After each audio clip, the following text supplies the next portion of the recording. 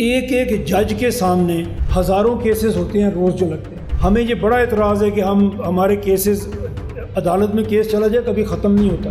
اور میں آپ کو یہ عرض کروں کہ قتل کا جو کیس ہے، اگر آپ اس میں کرمنل میں جائیں، قتل کا کیس کنکلوڈ ہونے میں 16 سے 18 سال لگتے ہیں. یہ ٹھیک ہے یا نہیں ٹھیک ہے اگر آپ کو پتہ. اور ایک اور بات میں آپ کو عرض کروں، چوری اور ڈکیتی اس میں 100% اکوٹل ہے.